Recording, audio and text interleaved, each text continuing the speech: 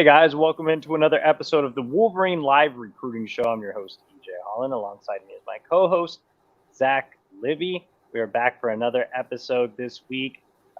Started off as a bit of a slow week, but starting to get some momentum here with some upcoming decisions. We'll talk about that. We'll talk about the new rankings, which I'm sure everybody wants to talk about. But before we do that, I want to invite you guys to subscribe to our YouTube channel for free. Get consistent updates on all the videos we drop. We're trying to release new videos on a basically daily basis. So make sure to subscribe, get alerts every time we drop a new video.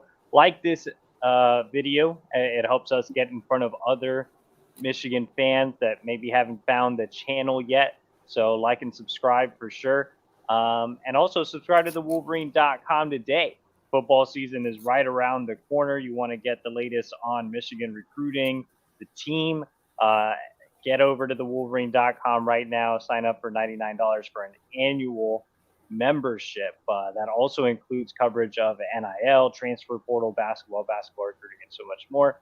Plus, you get to be part of a great message board community over on the port with more than 8,000 unique individual users. Come join the best fan site on the On300 network, and we have the numbers to prove it, thanks to our overlord Shannon Terry. So come subscribe today, and appreciate you guys for joining this show tonight. I know we are off to a bit of a late start, so last housekeeping item.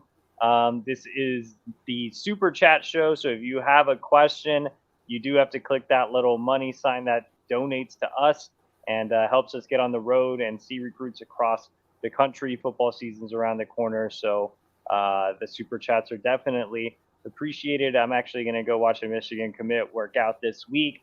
Zach Libby is getting ready to head out to a 7-on-7 tournament, so doing a little bit of dead period work as well. So appreciate it, guys. Thanks again for everybody that's coming on the show and showing support. So let's go ahead and start off with the new rankings. On3 has released its updated On300 rankings for the 2024 recruiting class. A lot of movement, some guys moving up, some guys moving down. Zach, what were maybe the three biggest takeaways that you had from this On3 rankings update? I mean, really quick, Jordan Marshall's number 31 in the country, so 5-star status if he stays in that vicinity by the end of the final rankings for 24. Another one, 24 commits making the On300 debuts, and both of them on the defensive side of the ball. And then the last one is just Michigan's quarterback dropping 76 spots. Those are the three biggest takeaways, if to say it really fast. Yeah, I mean, for me, it was definitely the athletes moving in. So Cole Sullivan and Jayden Smith, two guys that are don't necessarily have a defined position right now, but you can see the athletic potential. So I'll kind of throw it back to you, Zach, to talk about Cole. But first, I want to hit on Jayden Smith, going from a 3-star prospect, I believe a low or mid 3-star prospect, now to the number 249 overall recruit nationally. Smith is listed as a linebacker out of West Charlotte. You see he's about 6'2.5", 195 pounds. So he's definitely on the lighter side. But, man, people are really starting to catch on. It was actually ESPN that ranked him first at number 102, which isn't a surprise because I think Smith really had his breakout from a media standpoint at the Under Armour Charlotte camp, which is partnered with ESPN. So ESPN, UC Report, Under Armour all come together for the camps in the off season. And that's where Jayden Smith had a really strong performance. If you go back to late April, I believe, I was actually there at the Under Armour Charlotte event and wrote, hey, I think Michigan might have found something here. Like Chris Partridge looks like he got a really good evaluation in on Jayden Smith. Fast forward to now, and he's obviously committed to the Wolverines, and he is a huge pickup, especially when you consider the fact that Michigan missed on Aaron Childs, right? So you needed to have a guy that could come in and fill one of those linebacker roles, and Jayden Smith can certainly do that. Yes, he is on the light side, but he has the frame to add a lot of good weight. The other thing I really like about Smith, or the two things that really stood out to me about Smith at the camp, were his length. One, I mean, he has really, really long arms for a backer, and only being listed at 6'2". And the other thing was just his ability in pass coverage. He was a consistent top performer when they ran one on one. So you can see the athletic skill set, you can see the speed. He can get sideline to sideline. It makes him a really good fit for what Michigan does defensively under Jesse Minter. So I'm really excited about Jayden Smith's ceiling, and it's really cool to see him starting to blow up from a rankings perspective. Just going back to that camp in April, it's kind of crazy because Michigan had just offered him like a couple of days before that, and he was a complete unknown. And I think some people were even asking if the offer was real. And then having a positive eval of him coming out of the camp and now seeing him blow up has been pretty cool. So definitely exciting for Jayden Smith. I will be seeing him live again next month, so I'll be making the trip out to Charlotte to see him in a game. And then on the flip side of the coin, you also had Cole Sullivan, kind of the same thing, 3-star recruit moving all the way up into the top 300. Zach, you had a chance to go see Cole Sullivan live, I believe, a couple of months ago, and you came away with a positive eval of him as well. And now he's one of the biggest rankings risers. What did you see out of Sullivan when you went out to his practice? I mean, yeah, he probably would have been the on 300 sooner had he done off-season camps. I mean, he's one of those rarities where he didn't need to go to those national circuits to get as high of a ranking as he did. Um, I talked to his dad, and if you want to read the story, go on the Wolverine. He was saying like by the morning of Monday, so that's when the on 300 rankings came out. He was watching film, and he was basically thinking like, my son's film isn't as different as what the other guys are in the on 300. And then sure enough, we give him that 4-star ranking. I mean, for someone so highly athletic, I mean, he's a terrific basketball player. He's on the football field. He's multi-positional versatile. Like on defense, he can play the nickel. He can line up at safety, whether it's strong, box. You can play center field. On Central Catholic's defense, he's though starting will on the weak side for the linebacker spot. But at 6'3" and 200 pounds, he hits well above his weight. He's one of those guys who has that keen act of hitting beyond the target. People have called him like a missile. Like he just knows how to throw his body around. And for being 6'3" and 200 pounds, he is extremely dangerous and such a threat for offensive players.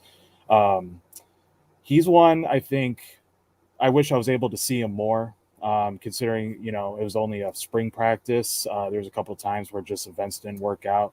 But he's one in the fall where I think people are going to honestly see just the type of ceiling that Michigan is going to get out of him, the excitement level of putting him in different positions on Michigan's defense and what someone like Chris Partridge and Jesse Minter can do with him. And talking to his dad again, like the coaching staff is just enthralled with what Cole Sullivan brings to the table. There's one thing that we'll see how he can do physically, like his physical ceiling. Like I said, he's 200 pounds. We'll see how much weight he can get put on. But on the direction of Ben Herbert, I could easily see 20 to 15 to 20 pounds by the end of his freshman year. So, no, I'm really looking forward to seeing him in this fall. Hoping to maybe see a practice next month and just to get a better look. But yeah, it will come game in this fall. It's going to be very, his highlight reel is going to be insane. And I think Michigan fans are going to be very excited, as they already are right now. Yeah, definitely. I think both Sullivan and Jayden Smith have extremely high ceilings. Really excited about both of their potential and excited to see where they line up on the defensive side of the ball. I think Jayden Smith will be more of a traditional backer. I think Cole Sullivan has a lot of flexibility. You have Mason Curtis, who's also a defensive athlete with a lot of flexibility. So Michigan finding really athletic guys that they can turn into something. And when you look at those three guys from a development standpoint, there's arguably no better place for them than Michigan, just because they get top tier coaching, but they also get top tier development in the strength and conditioning program with Ben Herbert. Being kind of a raw athlete with a lot of natural gifts, I think it's beneficial to end up at a place like Michigan where development is paramount. And so, yeah, I think there's a lot to like about about both of those guys. Uh, let's go back to Jordan Marshall. And you see the on 300 scrolling, and you see lots of Michigan commits there. I think there were 12 on 300 Michigan commits. So busting the myth that on three hates Michigan. But let's go to Jordan Marshall, who is another big riser in the on three rankings. Now, uh, borderline 5 star, ranked as the number 31 overall recruit in the country. Like you mentioned, Zach, the number 2 running back nationally. It's really interesting because when you look at the industry comparison tool, On Three has him obviously the highest at 31, but recently saw 24/7 drop him all the way down to 199. So that's a big gap. I'm in the happy middle. I have Jordan Marshall graded and have had him graded since the end of his junior year as a top 75 to 100 player, just because there's been nothing else that he's really done in the offseason other than participating in that Under Armour camp, which Zach got to see in Ohio. But I haven't really had a live look at him, so my evaluation has stayed kind of the same. Do you think Jordan Marshall should be a 5 star prospect? Because he would be in that range if the rankings ended today. Yes. I mean, I've seen him live, right? Like I've seen him at a game, I've seen him at the camp, and at the game, if you rush for 16 carries on 162 yards and 2 touchdowns in the first half alone, like that's all I need to see. But I think he really benefited from going to that Under Armour camp in Columbus because he was wavering, right? Like he didn't really need to go. He's committed. He has the ranking. Like what else is there to prove? But he got out there, he tested in the rain, and keep in mind this was monsoon rain, so everyone's measurables didn't really stack up to how they're normally verified. But for someone like him to run like a sub 4.6 in treacherous conditions, like it for a kid who normally runs like a 4.4 at his size and stature, he's definitely over at least 205 right now, still 5'11, but he is one that I think is going to benefit a ton from how Archbishop Muller is going to run scheme wise, more so being more involved in the passing game. I think that's the only reason why I think a site like 247 or ESPN would drop him so low, maybe believing he's so one dimensional. But again, he's straight up said like he's going to get more passes. I have seen him split out wide in a game in the playoffs of the quarterfinals against a team with 4 Power 5 bound secondary prospects. So he is one that is shifty. He's aware in the open field. He's stocky. He can bounce off tackles. He makes people make the tackle when he's in the open field. He's just one that I think Charles Power put it best, right, in that tweet this earlier today. Like if you're going to build a prototypical running back that Michigan loves, it's Jordan Marshall. And the reason why we keep saying 5 stars is that by the end of the 2024 rankings are done, so by February, we're going to have 32 5-stars. So if he stays the course, he's going to be at this point one of 2 running backs to get a 5-star, and that's normally the cause, annually in rankings, just because of how running backs are valued. So, no, I'm extremely excited to see what he can do show off his versatility in the fall against elite competition in Southern Ohio in the Catholic League. So, yeah, I mean, to go back to your point, yes, I think he's going to stay at number 31, barring injuries or any, um, less of an active role in the offense, but I don't see that happening whatsoever. So, yeah, I think Michigan fans are going to, again, be really looking forward to see what he can do production-wise as a senior. We have a big super chat coming in from Cody Frazier, $10. He says, outside of Aaron Scott, who are a couple of kids that both of you see at the top of the board, regardless of position? So there are only a handful of 2024 recruits left at the wide receiver spot. You have Gatlin Bear, top 100 recruit, who's looking to make a decision in early August. Michigan trending in a good spot there, still battling Boise State and Oregon. You also have Ryan Wingo, 5-star wideout, made an official visit to Michigan last month. Looks like he's taking his recruitment deep into the process, which helped Michigan, but still a long shot there. And Jordan Shipp, who we'll talk about shortly, is still at the top of the board as well. Michigan battling North Carolina for his services. Outside of the wide receivers, you have Zaquan Patterson, top 100 defensive back out of South Florida. Michigan battling Miami in that recruitment. You have four-star edge Jacob Smith, who is set to make his decision here soon. We'll talk about him in the next segment, but Michigan the favorite there. You also have Bennett Warren on 300 offensive lineman out of Texas.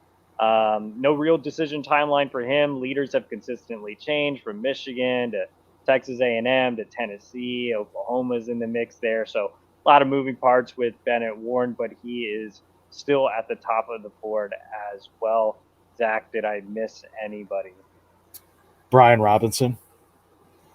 Brian Robinson's still on the board, but not really top of the board guy. So, if Michigan gets a commitment from Jacob Smith here soon, then I think that's the end of the Brian Robinson discussion.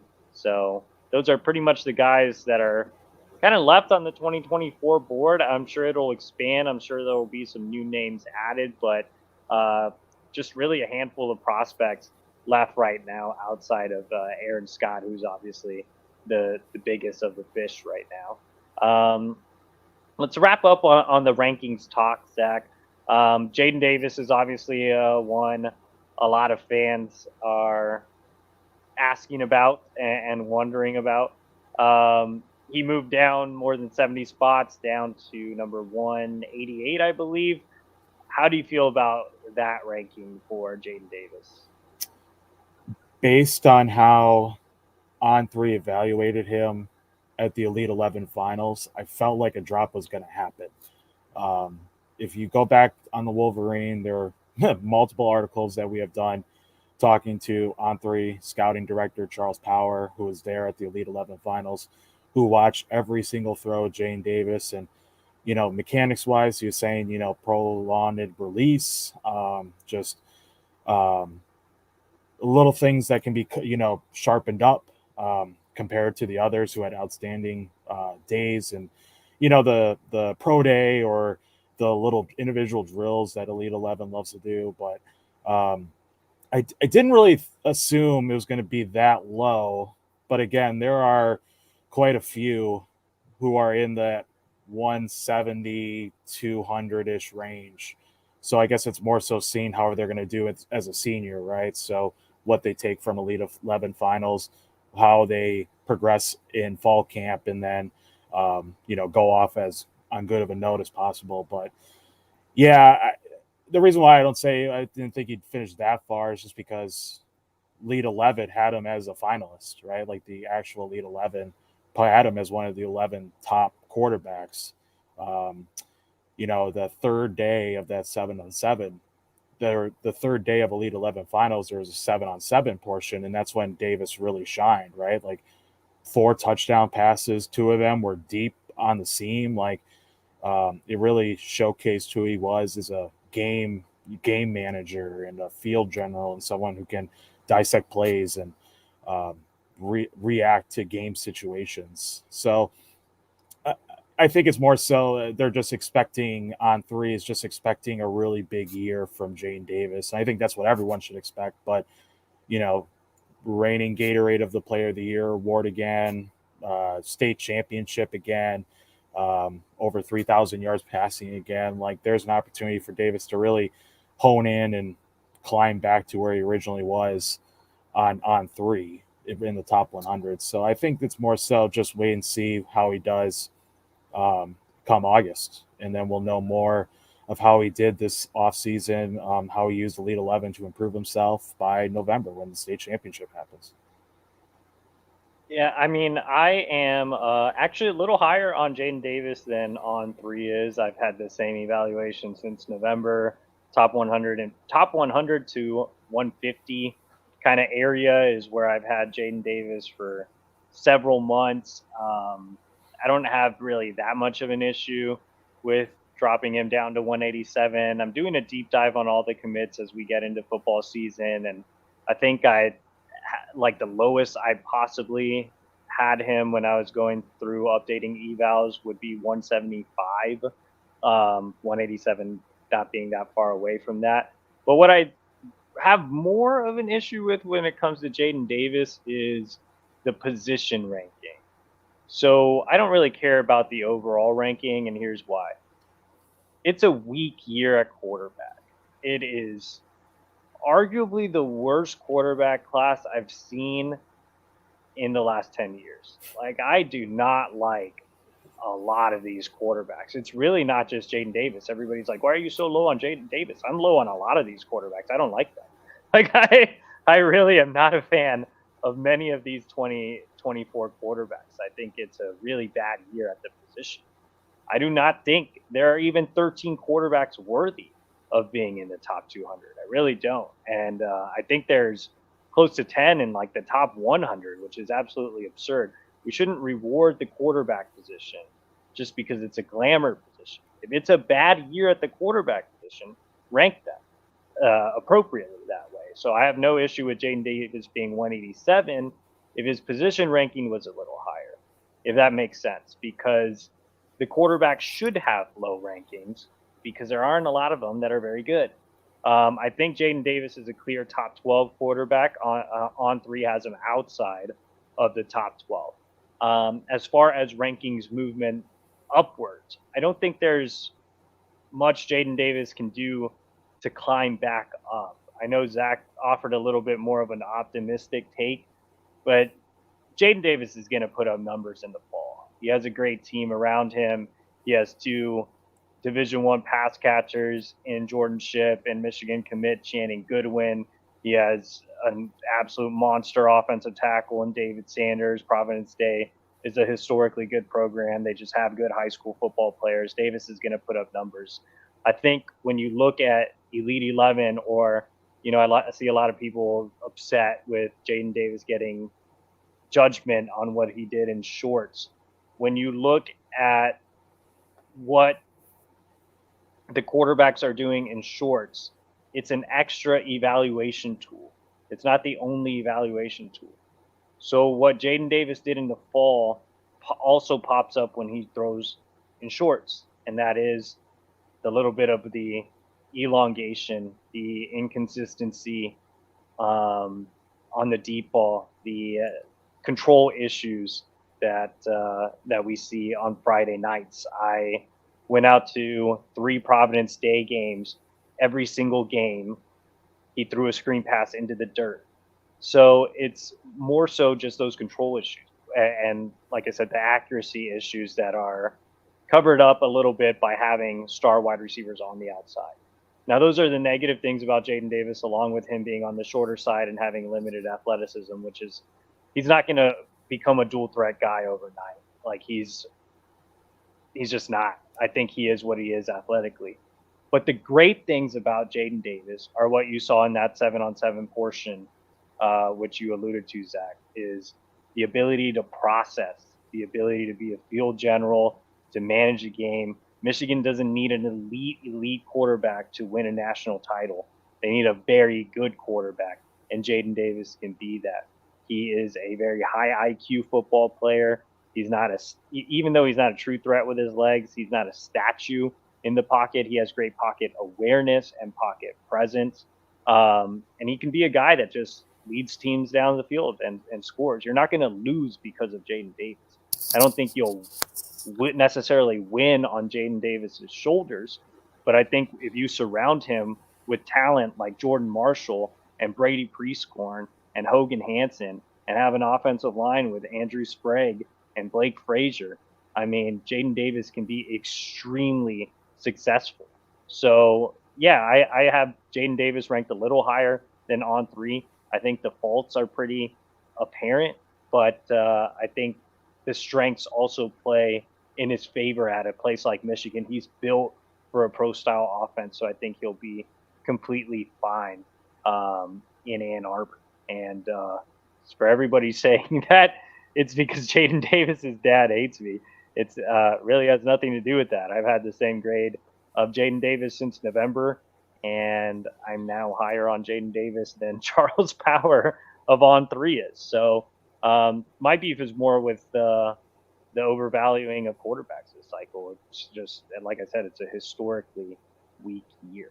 Let's go ahead and preview some decisions before we get out of here. I think that's enough rankings chatter. Actually, Zach, I'm going to ask you a rapid fire question. Give me one ranking you really hated. I think of dropping Elias Rudolph to a 3-star is unnecessary. If it's a weight problem, I mean, that will get fixed at Michigan. He's 6'3", 200 pounds, exactly like Cole Sullivan. But as a speed rusher, as a guy who can, as you like to put it, pin his ears back and get to the quarterback, I think you can't find a better prospect who believes in what Michigan has to offer him than Elias Rudolph. Again, another Ohio prospect that Michigan was able to steal away from Ohio State. I think that should merit enough too to deserve a 4-star. So, yeah, I think that's, as someone who's a first team All State twice, 2 years in a row, and averaged, like, I think he totaled 18 sacks last year. Like, that's going to change by the end of the year. I fully believe that. My biggest hate of the Michigan commits rankings was probably dropping Andrew Sprague like more than 20 spots. I don't think he did anything this offseason to warrant a drop. I think he's the best of the 5 Michigan offensive line commits. I think he's going in the wrong direction. He should actually be going up. I believe that he's a top 100 talent with the ability to be a first or second round draft pick. So Andrew Sprague now ranked as the number 141 overall recruit on 3. 24/7 recently updated their rankings. They did move him up. I would like to see Sprague move back up. I know it's hard to project offensive tackles, but he's a guy that I'm really, really high on and think will outplay his ranking. And lastly, one guy we didn't talk about, and this has nothing to do with hate, but Devin Baxter was one of the biggest risers as well. We didn't talk about him when we talked about Jaden Smith and Cole Sullivan. He's in the thumbnail, so just wanted to quickly hit on him. He is ranked as the number 199 overall recruit. I accidentally put him at number 200, so looks like he's a spot higher than I wrote he was. He jumped a spot higher today, so he was at 200. Oh, okay. So now inside the top 200, everybody knows how much I've been banging the Devin Baxter drum. I love Devin Baxter. I mean, 6'5", 235. Super long, has the body frame to add another 30 pounds to that frame really easily. Super high upside, low floor, but man, I think he can hit that ceiling at a place like Michigan and be an absolute monster and one of the next best edges to come out of Michigan. So just wanted to quickly hit on Devin Baxter. Remember, guys, this is the Super Chat show. We did start a little late tonight, and we are going a little long. We're actually only going to do 2 segments. We're going to preview some decisions here. But before we do, I do have to read this Lewis Jewelers message. We want to take a moment to shout out Lewis Jewelers, our longtime sponsor of the Tuesday Night Recruiting Show and a longtime partner of the Wolverine. Simple question, guys. Have you taken care of that gift for the special woman in your life? If the answer is no, the great news is Lewis Jewelers can help. It's stress-free and it's easy working with one of their non-commissioned expert trusted advisors finding that perfect diamond. So stop by today, guys, and take care of the wives, mothers, and grandmothers in your lives. And if you don't have any of those in your lives, well, you can get yourself a gift and just be super selfish. Like I said, you can get one of those dog tags or any other type of jewelry if you're into that. Lewis Jewelers is your diamond store and so much more since 1921. Visit them at their location, 300 South Maple Road in Ann Arbor, or online at lewisjewelers.com. That's lewisjewelers.com, where Ann Arbor and the world gets engaged. Okay, let's go to decision previews.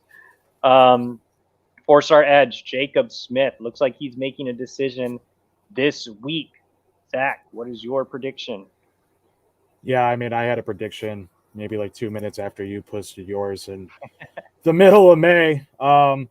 Yeah, I mean, from what feels like a Michigan-Nebraska battle, Matt Rule and his coaching staff have done a great job with making him like a focal point of the class. I think there's more – I think they can use more fluidity on their defense, I think. I obviously – there's a rebuild going on in Lincoln, but the opportunity to be a focal point and a representative of building that program back up, I think speaks to him quite a bit. But then at Michigan, obviously he went to 2 visits in the month of June, once unofficially with his brother, Gerard Smith at the end of June, and then he took his official visit with Gerard by his side the first weekend of June. But yeah, I mean, Mike Elston, defensive line coach, he does a great job with the state of Connecticut in those boarding schools up there. He's done a great job just establishing connections with both brothers, making them each, pitching that opportunity for them to remain close. They're all best friends. I feel like they never leave each other's side. So doing the same thing for another 4 years, I think that's just something you can't turn away. And then obviously the fact Michigan is vying for another national championship. I think that's the goal this year, and not just to finish second or third in their Big Ten division like Nebraska. So the plus with Dylan Roney, the pass rush specialist, he's done a fabulous job during the official visit slate to sit down and go over the X's and O's part of it with every pass rush specialist that Michigan is going after. So yeah, I think everything is lined up for Michigan to lose out this recruitment.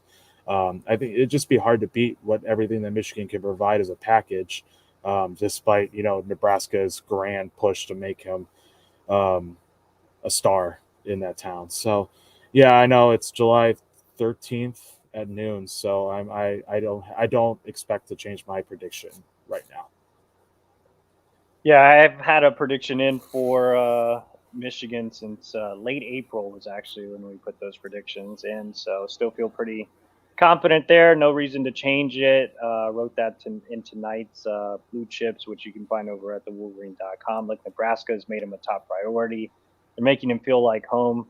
It's the school that produced our producer, Megan, and she's rooting hard for the Huskers, but I think she'll have a sad night tonight as she realizes that Jacob Smith is trending towards Michigan.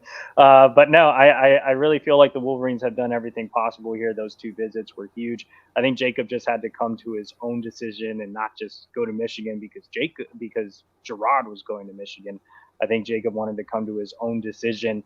I think the idea of playing at Nebraska and carving out his own path was appealing, but I think the Wolverines have done everything here. And look, aside from Gerard being committed, I mean, Michigan just checks all the boxes. He has a great relationship with Stafford Dylan Roney. He knows Mike Elston is a great teacher along the defensive line. He knows he can get great development in the strength and conditioning program under Ben Herbert. So everything that Jacob's looking for, he can find at Michigan, whether his brother was there or not. So, I think having Gerard committed there is just a plus. So I would be surprised if Michigan doesn't close with Jacob Smith this week. Let's go ahead and end the show with Jordan Shipp, 3-star wide receiver out of Charlotte, Providence Day. Obviously, same school as Jayden Davis and Channing Goodwin. Michigan holds the lead on the On3 recruiting prediction machine at 79%. I do not have a prediction in for Michigan. Zach does.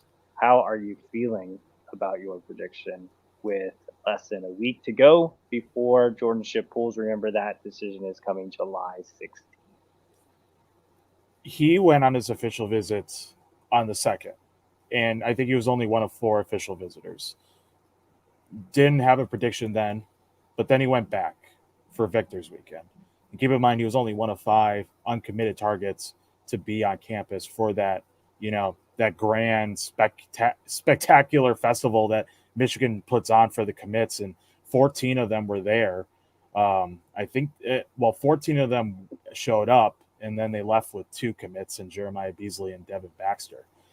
And that group also included Jayden Davis, who flew directly from Elite 11 for the event, and then Channing Goodwin took his official visit that weekend too.